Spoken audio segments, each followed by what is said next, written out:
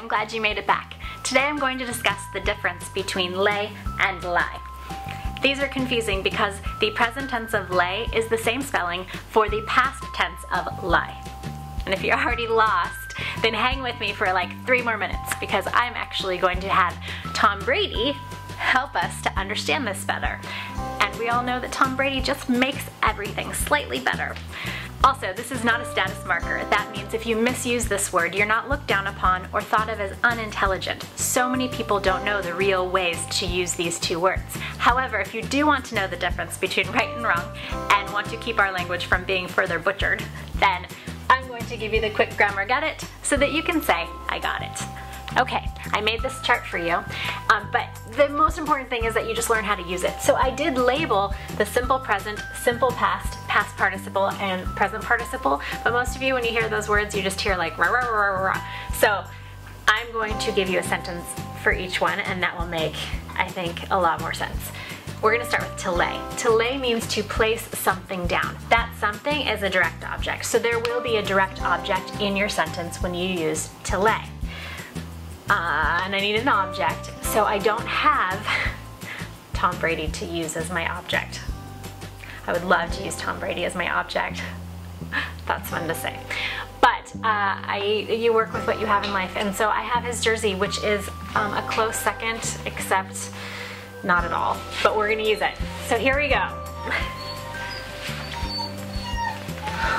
Hold on, please. Come here, you. You're gonna steal the show in a minute. This is my new puppy. This is Scout, and you might hear Scout from time to time because she's in here while I'm filming, and she may be in it from time to time because puppies just like to be in everything. Anyways, this is Scout. She's 4 months old. Now this is your film debut. How you doing? All right. So here we go. Tom Brady's jersey. Back to Tom. Every year, at the end of the season, I lay Tom Brady's jersey down. Present tense. This year, I laid his jersey down early because they did not make it into the Super Bowl. Sad face. Sadly, I have laid his jersey down many times before the Super Bowl. And I am laying down his jersey right now as an example, even though I would rather be wearing it every day and night of my life.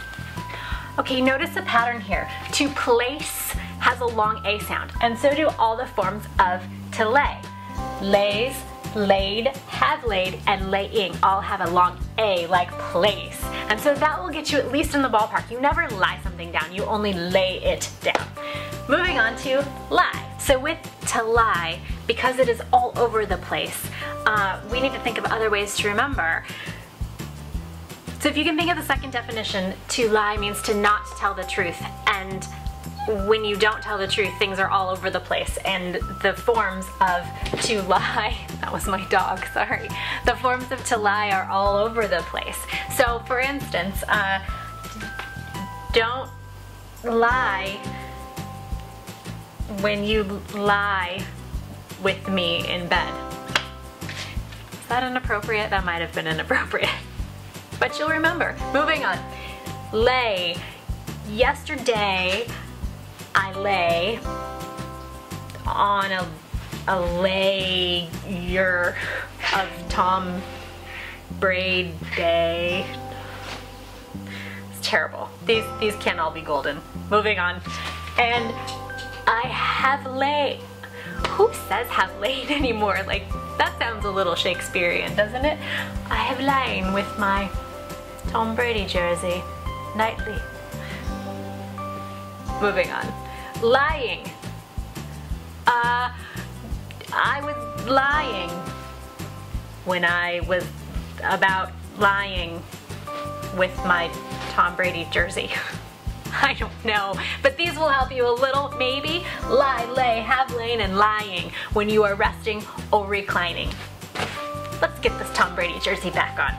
Oh, and second language learners, that slang phrase, To get laid, that means something entirely different. So you don't want to ever say, I was so sick that I got laid on my bed by my friend.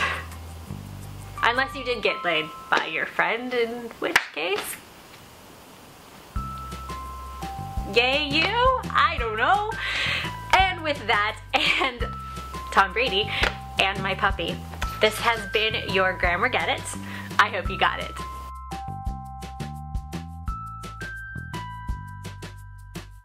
Quick side note, if you use this form to rest or recline, but you add a direct object, such as putting a baby down to sleep, you must use this form. You lay the baby down. You don't lie the baby down, because the baby is a direct object. The same goes for yourself. I lie down, or I lay myself down, because you added the direct object, myself. I hope that made sense.